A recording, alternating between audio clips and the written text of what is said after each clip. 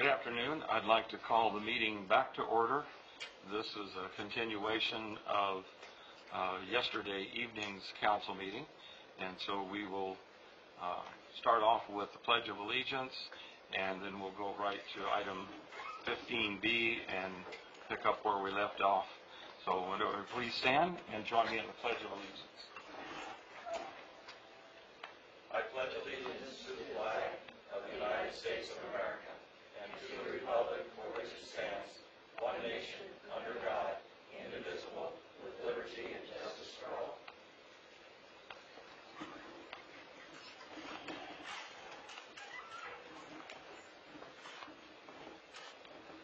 Okay, and we welcome City Attorney Representative Al Ford.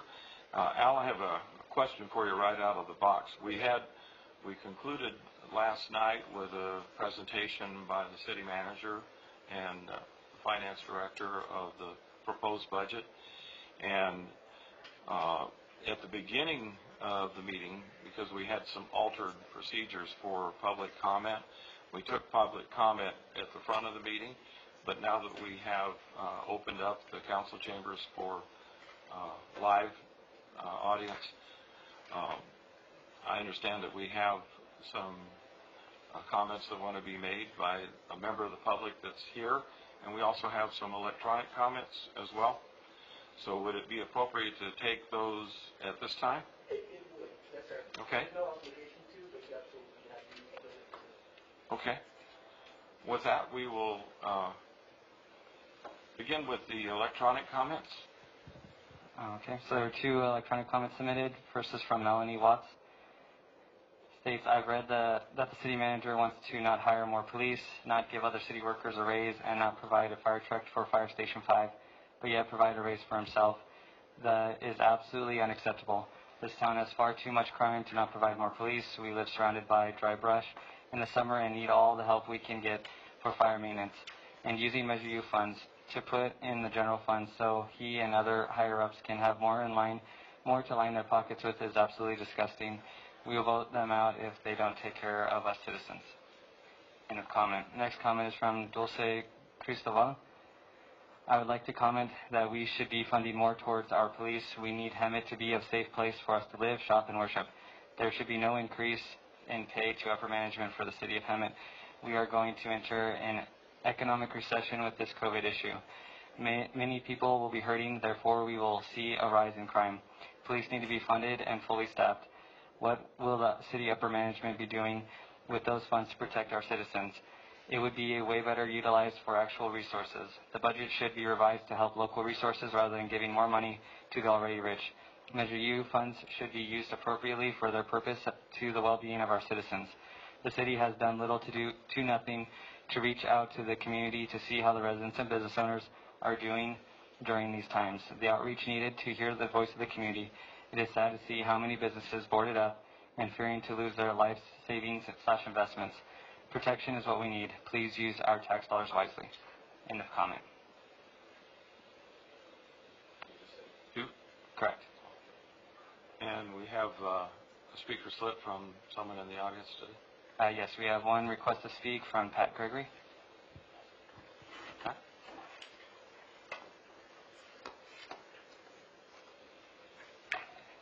Good afternoon.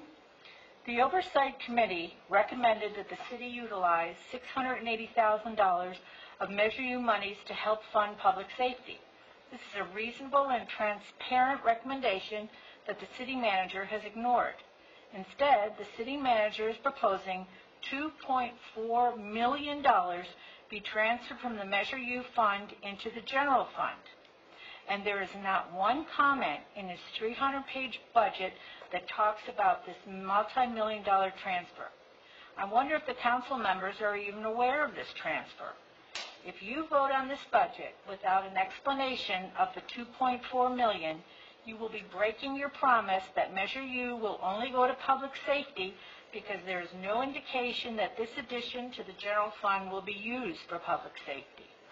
I compared last year's budget to this year's proposed budget, and the only significant decrease from last year is a $3 million reduction in the police use of Measure U funds. There are no other significant changes as suggested in the budget proposal other than, I think, parks. In other words, the numbers on the budget do not reflect the verbiage given by the city manager. This is a complete lack of transparency and a solid reason to distrust this budget.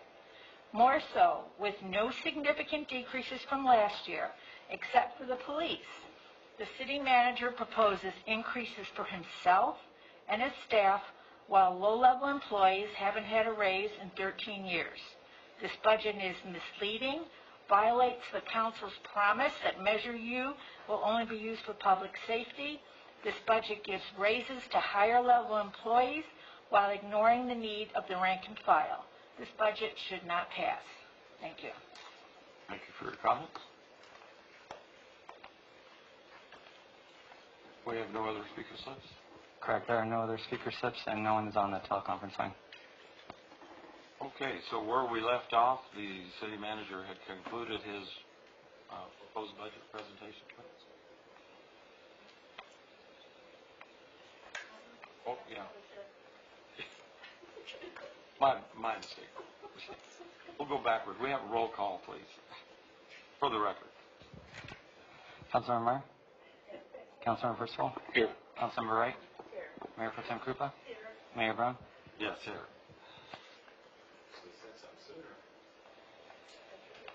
No, I didn't. Okay. City manager, did you have...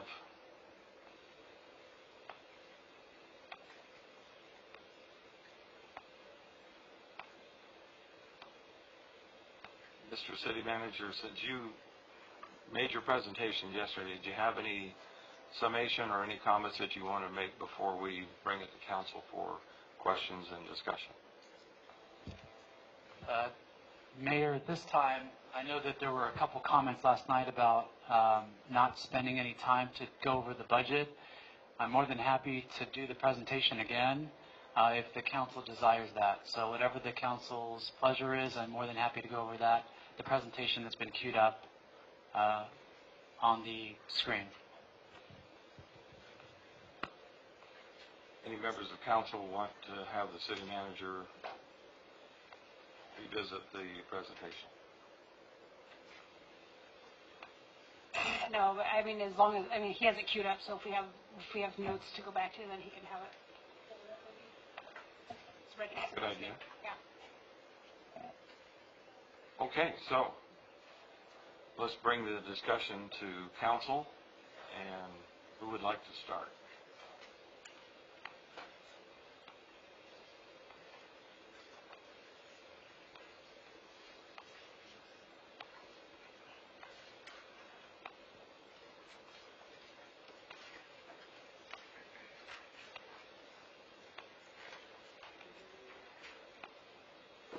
Okay, I'll go. You go first? Okay. I just want to point out that in 2016, I signed a document that was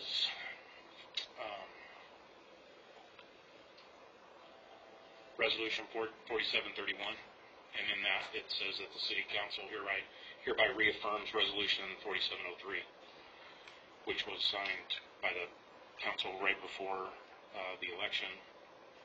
And in the document 4703, there's a paragraph in there, and it's number 6 on page 4 of that document.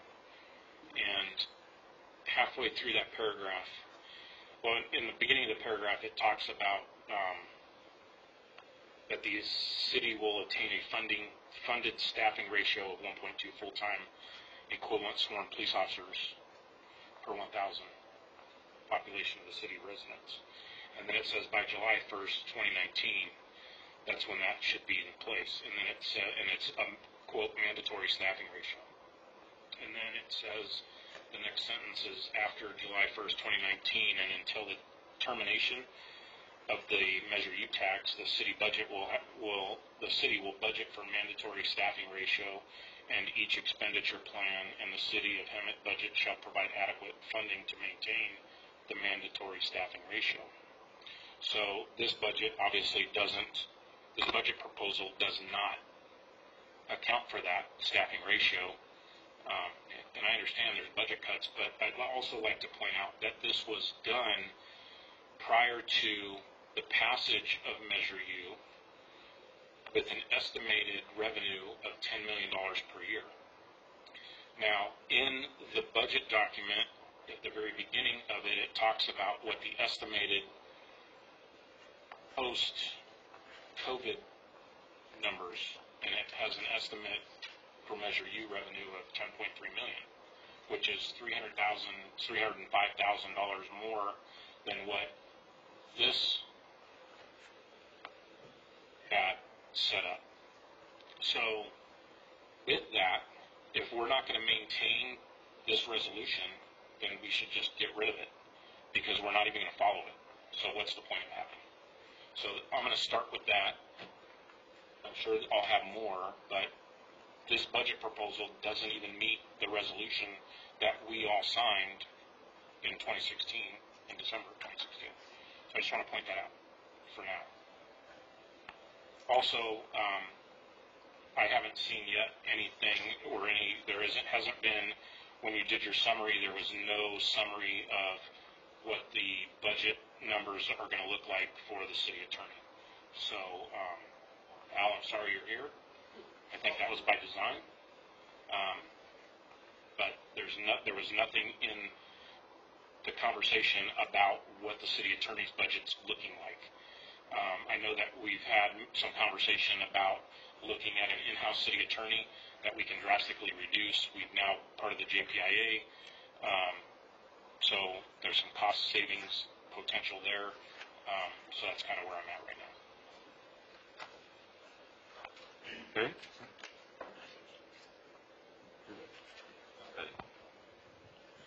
So, Harvey? Go ahead. Did you want to respond to that, or you want to? yeah, I just wanted to take some time to focus in on the question that Councilman Percival asked.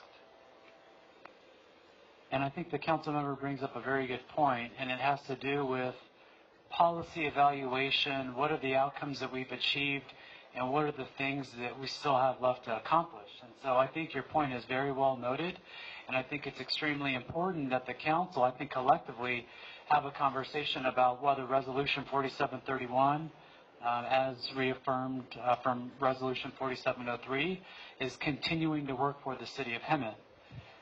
One of the things that is noted in that resolution that I touched on in my presentation is some key items related to what the budget was like in 2016. And it's at the very end of my presentation. And it has to do with the ongoing challenges that the city of Hemet has. And so I want to spend some time on this because I think it's very important, the point that Councilmember Percival made.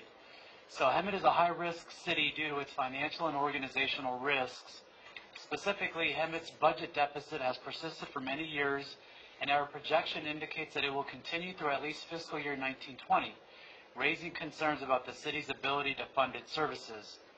Although the city developed a 5-year plan to address its deficit, inaccurate information and overly optimistic assumptions distort the validity of the city's projection. In addition, we identified inefficiencies in the city's management. That was from the state auditor report in 2016. In addition to that, if you look to the CAFR that was completed by an independent auditor of the city's financial documents, they make a very similar type of comment with respect to the city's finances. The general fund has suffered significant reductions in fund balance by $2.3 million from operations. These conditions raise concerns about the financial condition of the city's governmental activities and the general fund and impact on future operations of the city. So taken together, you've got two separate independent sources that are saying the same thing. So based on the statements made by the state auditor as well as the statements made by the city's independent auditor, there was an obvious budget issue that's clearly identified in fiscal year 2016. So the city has struggled to rectify this issue, and unless it takes serious action, it will utilize all reserves in just a few years. And I should note that we should reference the presentation that staff made on January 28, 2020, that clearly illustrated that if the city were not, the city did not take action to address its structural deficit, that even the use of Measure U in the general fund for public safety would not be enough to cover its structural deficit. So the same budget issues continue to plague the city, which was clearly illustrated to the mayor and the city council on January 28th when we presented the financial model for the city of Hemet. In addition to that, the state auditor asked for another update as of May 26, 2020. And I did speak to a council member this morning. They actually reached out to me this morning and said that they are having significant questions from members of our community that are asking the state auditor what the city is doing given the COVID-19 pandemic and the projected decrease in revenues and expenditures for the upcoming fiscal year. So the ongoing challenge that we talked about last night, we've talked about it for many months now. In 2016, the Hemet voters were asked to authorize a 1% additional sales tax measure to add and enhance levels of public safety services. While this was a noble concept and effort to enhance its level of services, this tax was clearly conveyed as one that would provide additional and enhanced public safety programming. Given the statements by the state auditor and the city's independent auditor, its structural deficit meant one clear thing that both groups identified. The city of Hemet could not afford the level of services it provided. The city promoted the actions that it would take to add new and enhanced resources, yet the city was unable to provide for the status quo in 2015 and 2016 without the use of reserves. This key issue, which was clearly conveyed in the budget documents and the CAFRs, was not a part of the public discussion. So this dilemma has manifested itself into a complex situation, the promising of additional personnel and upstaffing while ignoring the fact that the city could not afford the levels of service it provided in 2016. Moving forward, the council should recognize that this problem will lead to questions from the public about expectations versus reality. So in response to the question about Resolution 4731, it was nearly impossible to ever embody that in a resolution without looking at the finances and clearly seeing that the city could not afford the levels of services that it provided.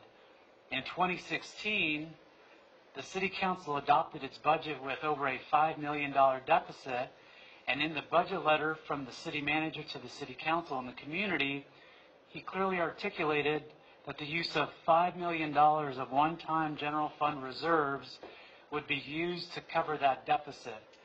So the budget was adopted with a $5 million deficit, yet the city voters later on that year approved a new sales tax measure that did nothing to address the $5 million deficit that the council had approved earlier that year. So essentially, the council or the community adopted that 1% sales tax, but unfortunately, looking at the books, looking at the CAFRs, looking at the very fact that the budget of that year was adopted with a $5 million deficit, meant that the Measure U program and the Measure U plan was essentially faulted from the start of that program.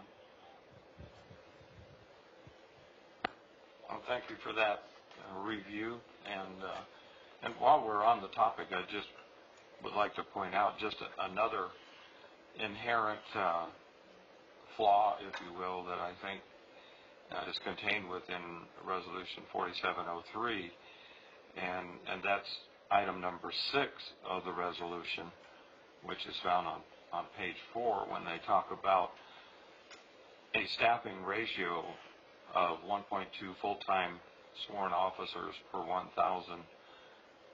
That's really, in today's law enforcement world, that's an antiquated measure of determining staffing. It really is such it doesn't address anything significantly about the demographics of the city, the crime rate of the city. It's just kind of an old-fashioned way of saying how many police officers you should have strictly by the population of the city. So it's, in my mind, an inefficient way of determining staffing levels. So Carly? I'd like to speak to that also. There's many things to go through here, but doing homework, and remember I told you that all of our meetings that are on YouTube, etc., history needs to be reviewed once in a while. But in 2016, a member of the Keep Hemet Safe that started these measures, that got these measures passed, stood before council and the public and said that they went to and hired professionals to help them come up with these numbers. So what are we saying about those people now?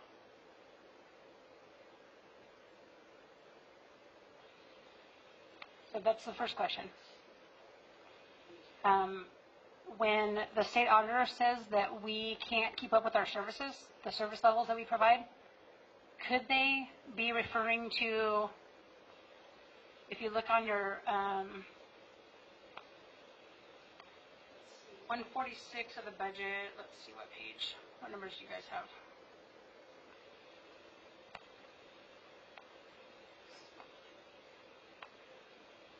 $146 is like the middle number. Is that a good number for you, Paul? Or do you have it numbered set differently? If you look at page 146 of the budget document, could they be referring to the fact that this year we're paying $4,857,400 in retiree medical services? Is that a service that the state auditor could be referring to? And what have we done about it?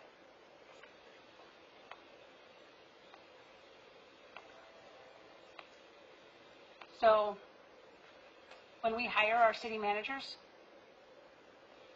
the resolution stands. The resolution was in 2016. They signed it before us. They signed it once we got, you signed it too, right, Russ? 4731. 4731. It doesn't change the fact that we made a commitment and $10 million are coming in a year for public safety.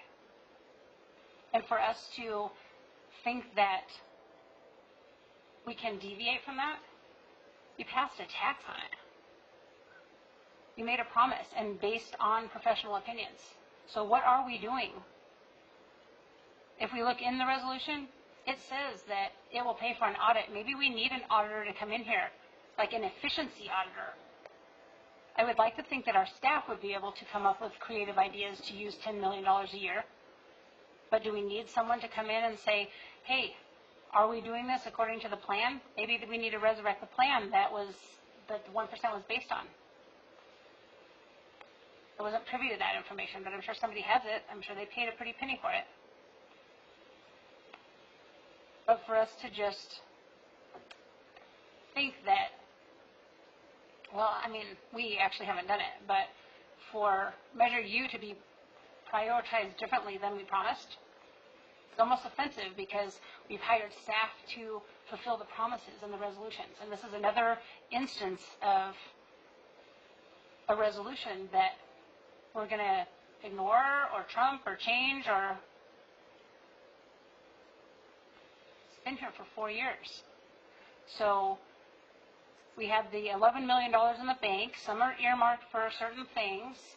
So 4 years, $10 million a year. We did something for 3 years. We've got 1 year banked, and we have 6 years to go.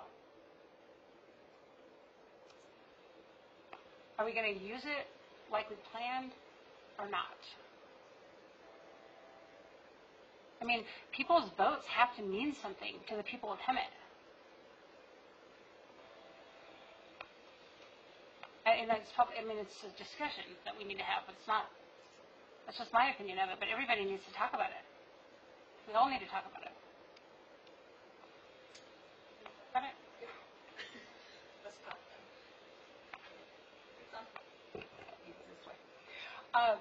Absolutely. And, you know, we look at that resolution and in theory it was awesome. Then we have to do it in reality.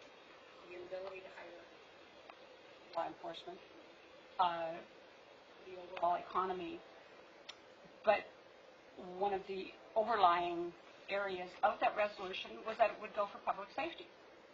So does it go for public safety?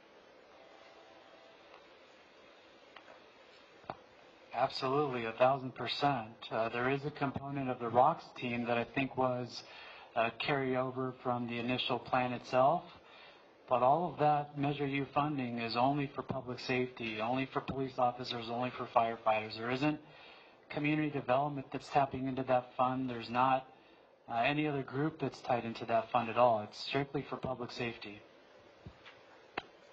Then I would suggest that as a council, we bring that resolution back, and let's deal with reality. Let's get the two chiefs, the city manager. Let's see what is plausible, what is realistic, what actually can be done. Because the 1.2, as Russ said, it's an antiquated staffing level that I guess was used at one point with technology and the way everybody goes, or what the changes that PD has made over the years. They're the experts. Does the resolution have to be changed? I don't have problems changing resolutions when they're antiquated. We did that recently. 4 years. It's been 4 years and it's antiquated. It is antiquated. I mean, some of the things that are in there sounded good at the time. We all have to deal with reality. It doesn't work.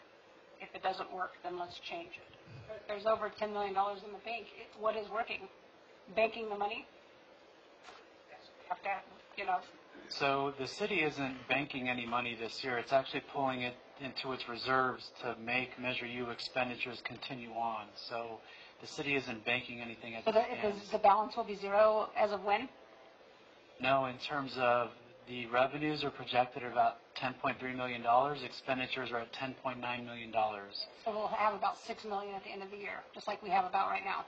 Well, I'm not going to be comfortable with projecting out more than a couple months out, but that's why I made it very clear last night that quarterly, at minimum, we need to come back and review what those actual revenues are, look at what those actual expenditures are, and review it. We typically do that now, but the city council has to do that now, given the COVID-19 pandemic.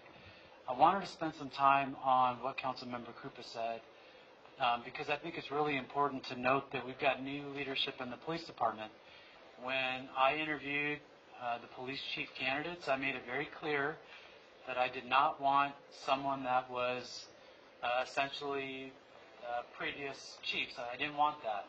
I wanted someone that was brand new. I wanted someone with new ideas, and I wanted someone that could stand out from everybody else. And I think it's clear, both candidates that we interviewed, I think both illustrated that in their interviews.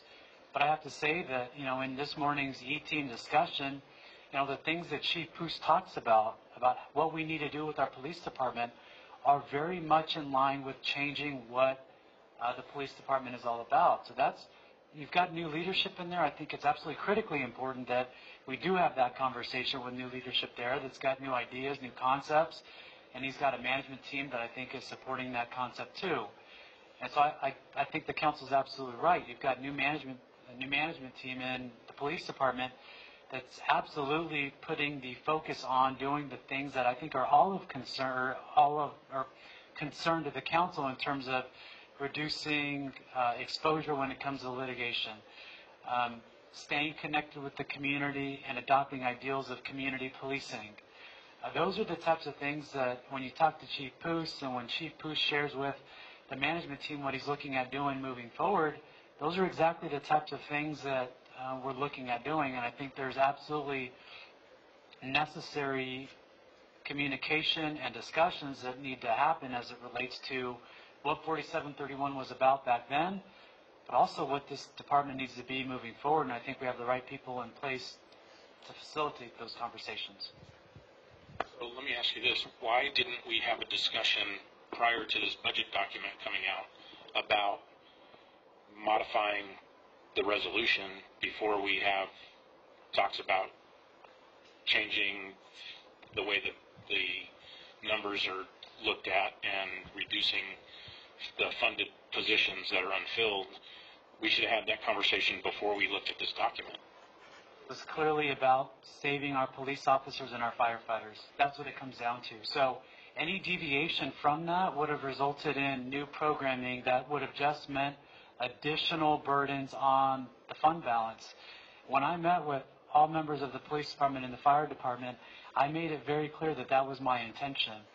When I first presented the budget process to the mayor and the city council, I asked whether there was any direction that the council wanted to provide, or whether the council wanted to have a budget ad hoc committee, or whether the council was okay with me providing the updates as we moved along. This budget was unlike any other budget that you will probably be involved with for at least the next 15 or 20 years because of the uniqueness of the situation. I'll take the responsibility and the fault for prioritizing keeping our staff and boots on the ground. I'll take that responsibility and I'll take that issue. But it was my recommendation to ensure that we kept all of our police officers employed, all of our non-sworn personnel employed, as well as our firefighters personnel employed. So that was my fault. I'll take the responsibility for that.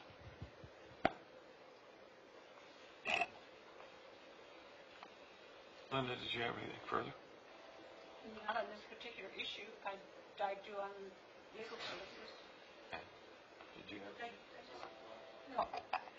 Over and over again, we hear from the public and others with regards to how Measure U money is spent.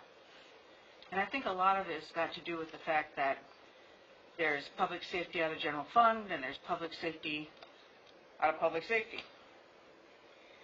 And to my knowledge, and I'm sure the rest of us up here,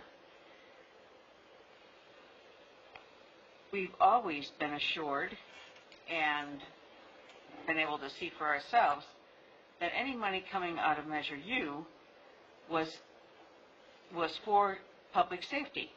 Regardless of whether it was to balance the budget, it was all with regards to items within public safety.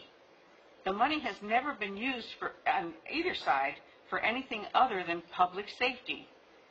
So, I want to just bring that up because there always seems to be some underlining issue with some people that were using it to balance the budget in general, but when in fact it's to still cover public safety issues only. So, am I wrong? Yeah. No, you're absolutely right. And I think one of the key things that I don't think has been a part of this conversation is the moment in time that Measure U was adopted, there was this plan. But no one anticipated that there would be additional increases with respect to the MOUs for police and fire, the increases in PERS costs, the increases with respect to all personnel-related costs that will increase the budget and the expenditure moving forward. So if you look at a police officer or firefighter in 2016 and you take that same, whether it's a P1, and you take that individual fully burdened in 2016, and you look at that same position in 2020, that position will cost a lot more in 2020 than it did in 2016. And that's not a fault of the council. That's not a fault of the police officers or the police department. That's not a fault of the fire department.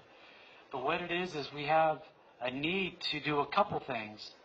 We have a need to decrease our workload in the public safety departments. We also have a need to make sure that our employees are paid a wage to ensure that they don't leave to different agencies. And so those two things are both competing interests.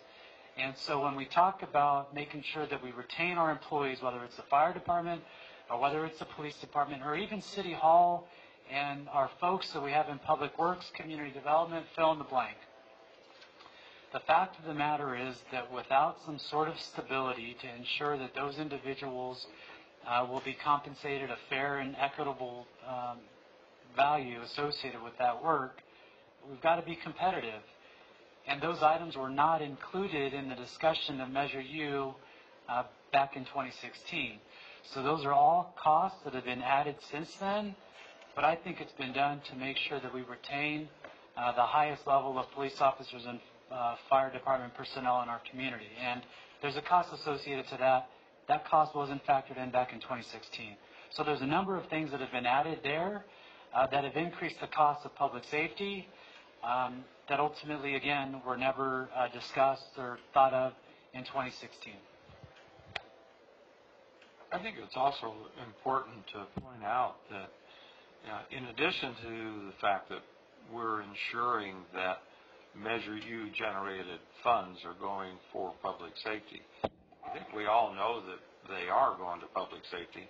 I've heard Councilmember Percival lament many times that it would have been nice, hindsight's 2020, it would have been nice to say, here's this revenue, give it to the police and fire, and here's what you get to run your operation. Looking backwards, that might have been a very much simpler way to go about it, because the way it was constructed and the way it has to be implemented, it is very convoluted and it gets confusing, especially if you're not a person who's in the financial trenches and understands all of that. It gets very confusing to say, well, how is this being used, or how is that being used? I personally am confident that our Measure U funds have gone towards public safety. Having said that, one of the things that it's always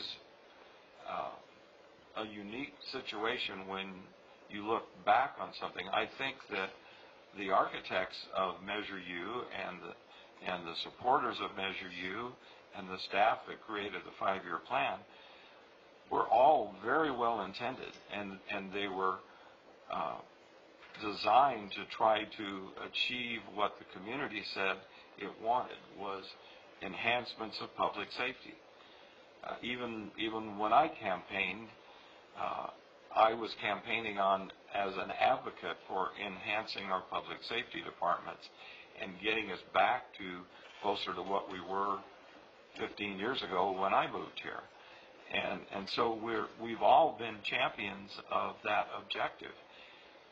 But I think what we're facing right now is the hard, cold reality that a significant oversight was made at the time that this was all being crafted, and that we were not really looking closely at the structural deficit that we had.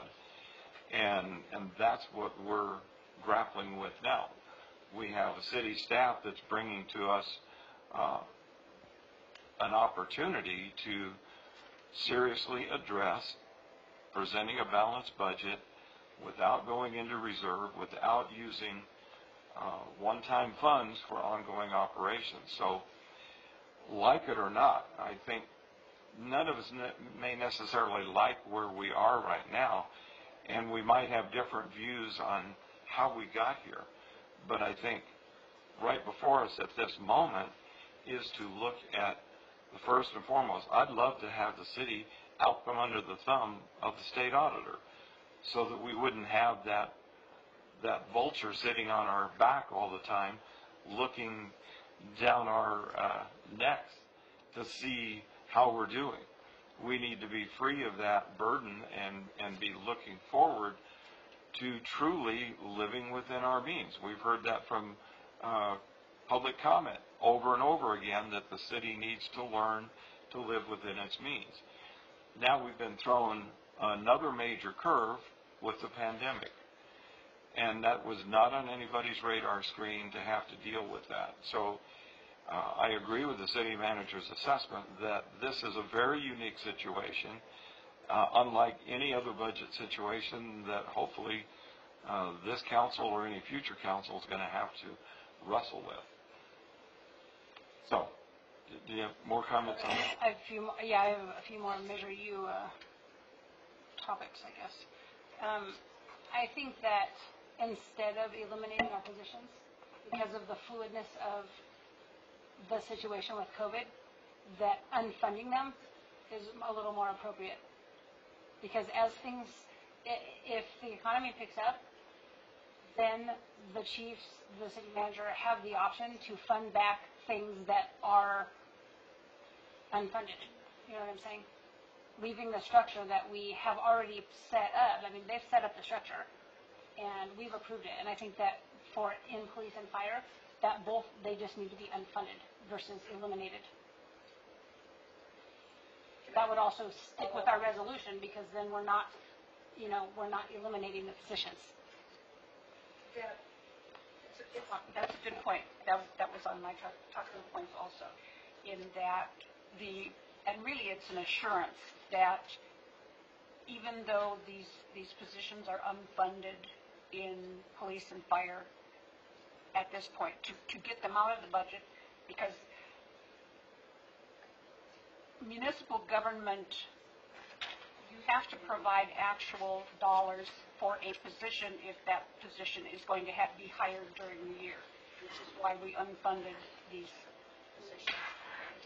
But quite honestly, I was going on the assumption that if taxes, sales tax, whatever, revenues come back and we get to the point where we can and where we have people that we can add into the boots on the ground, which is the thing that everybody talks about in Hammond, and what is definitely needed, that those positions, that police chief is free to do that, or it comes back to count. Some way or other, we've got to be able to say, we had a, let's play pie in the sky, we had a $200,000 increase in sales tax. Let's hire some cops.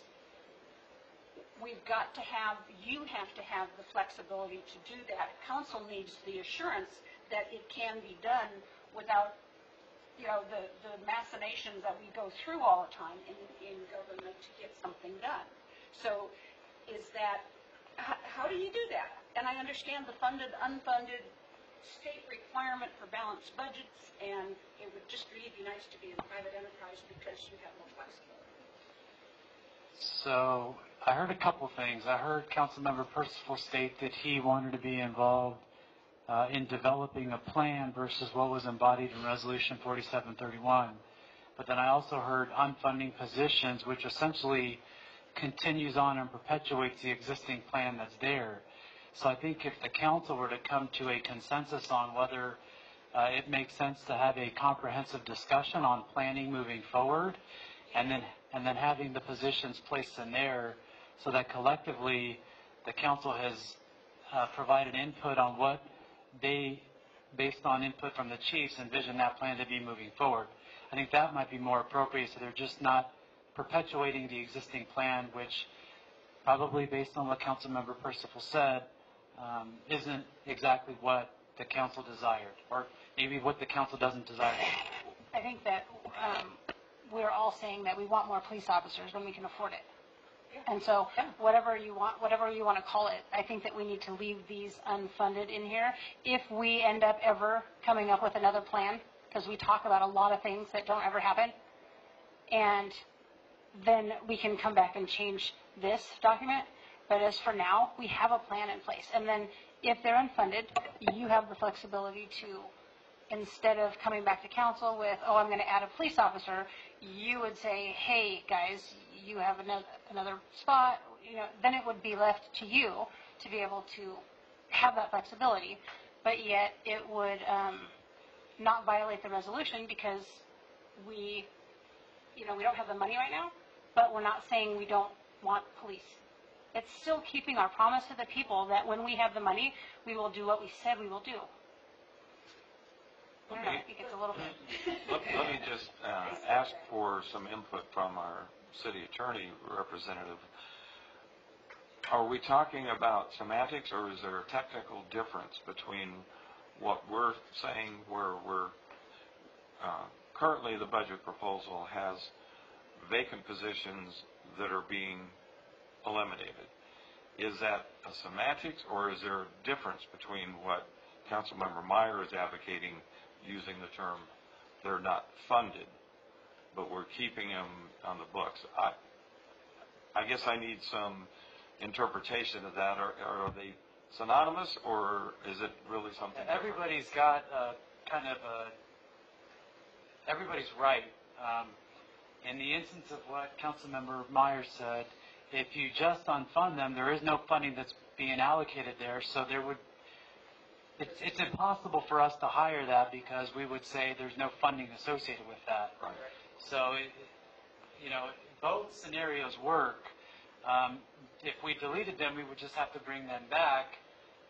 Once the funding was there, have the council authorize that and then put it back in. So it's really dependent upon the funding that's available. So either way, we wouldn't be able to move on an individual if the funding wasn't there. And I don't mean to put words in anybody's mouth, but is my assessment, this is kind of my assessment, that we want to be able to fill the positions when funding is available. That's correct. We're all in agreement on that. To present the balanced budget, we can't include those positions right now because there isn't funding to cover those positions that were currently vacant that we would like to fill if the funds were available. You can't fund them because the funding isn't there, so you would essentially adopt a budget with a deficit in it. So I think what Councilmember Meyer said is leave the position in there, but there's no funding associated with it.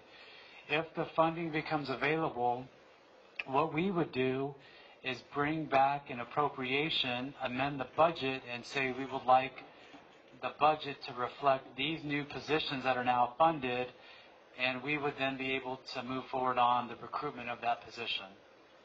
So either way, we have to come back to council. It's just the preference on whether we defund, unfund. And I think to your point, that really holds true to our commitment to adhering to the resolution 4703. I have no qualms about revisiting that resolution at some point because we do that all the time. Resolutions are a moment in time based on the dynamics of what's happening, and you pass a resolution, but it's a moment in time, and things change, things evolve, so I think it's a healthy thing to do periodically, go back and revisit. I mean, we did this just recently, looking back at the issue that I think Councilmember Percival brought up about the county health officer and whether or not we should, you look at, I mean, that was an antiquated resolution that needed to be updated. So it's not unusual at all for us to be doing those things. So I'm not opposed to, at some point, going back and looking at 4703 through the lens of 2020 instead of the lens of 2016. I think that that's a healthy thing to do. And just one final comment, we've been talking an awful lot about police, but I think we need to broaden that and say public safety, because if we have the ability to fund positions that are currently unfunded in either police or fire, we need to be doing that as well.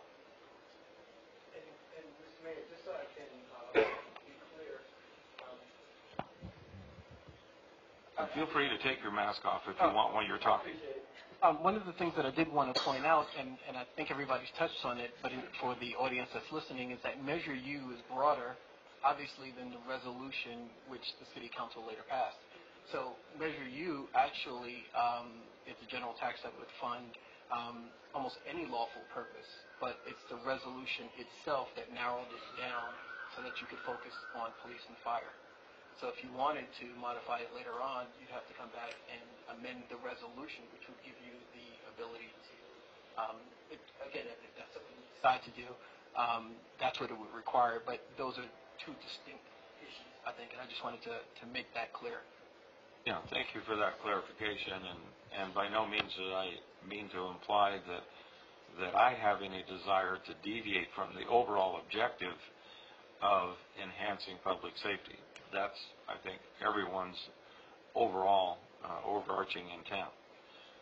You had another comment, Linda? I do, because there's another elephant in the room, and that is the raise you're giving yourself. Mr. City Manager, would you like to address that? And I'm sorry, I'm putting you on the spot. That's okay. That's why you're here.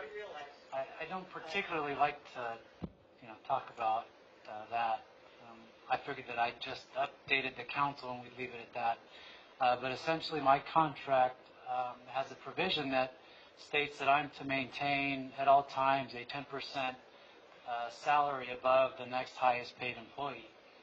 And so last week, I knew that this was going to be on the horizon, so I called each one of you. I was able to talk to most of you and just provide an overview of the challenges and the fiscal constraints that we had, and that I knew the difficult position that it put everybody in. And so, I really wanted to convey my desire to not perpetuate or make a challenging issue even more difficult. So my plan was to defer that. I did provide an email to the mayor and the council earlier today that stated that I won't be receiving an increase this year. So I'll have subordinates making more than me, but I think given the challenges that we have in our community with our bargaining groups that haven't seen increases in multiple years, the financial condition of the city, I thought it was very important that I defer that and not create a more difficult situation for what we have right now. So, thank you. Oh, are you done talking? Okay, you go ahead, because I'm going to be different. We're still on Measure U. Could you, on page 15 of the budget, on the very top is the general fund, and then it has the Measure U fund. What page was that? 15. It's the...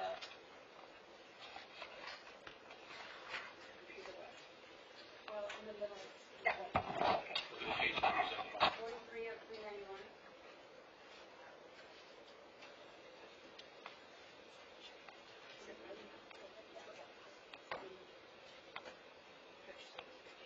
Well, 15 is the center number. The 43 of 391 on the left. Hard copy, it's page 15.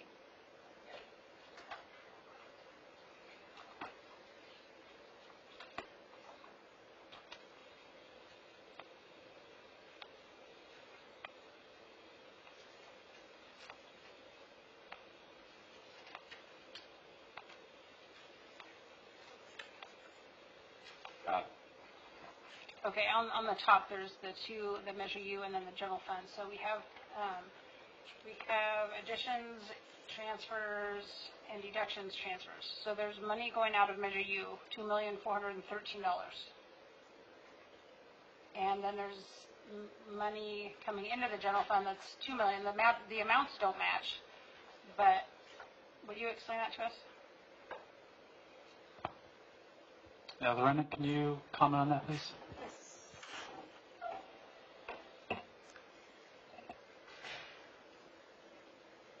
Good afternoon, Council. Just 1 second to go back to that page.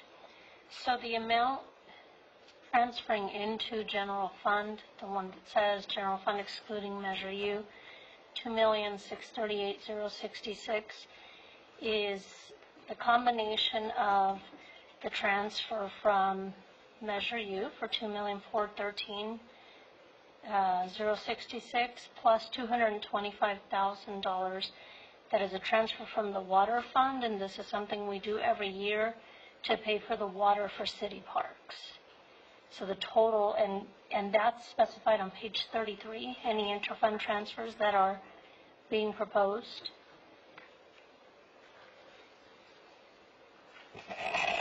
So the amount, the $2 million, the 2.4 that are coming from Measure U, we have the letter that says that Measure U is giving us $600,000. So what is this? So let me provide some preliminary kind of overview on this to begin with. One of the things that we grappled with when we talked about preserving boots on the ground for police and fire was, do we take those positions that would have been otherwise eliminated from the general fund and then transfer them to the Measure U side of the budget? And so now those positions are specifically tied to Measure U? Or do we simply utilize a transfer from Measure U, keep those positions in the general fund, and just have Measure U cover those public safety costs in the general fund? So that's what that is. The $600,000 that we talk about is the fund balance. So that's above and beyond the total of the revenues that we're expected to receive. versus the expenditure. So that's just dipping into the reserves to keep the boots on the ground. But Lorena, you can probably provide some more commentary on that as well.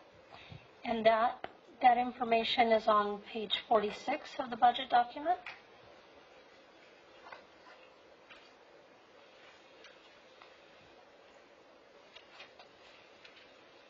Let me know when you're ready.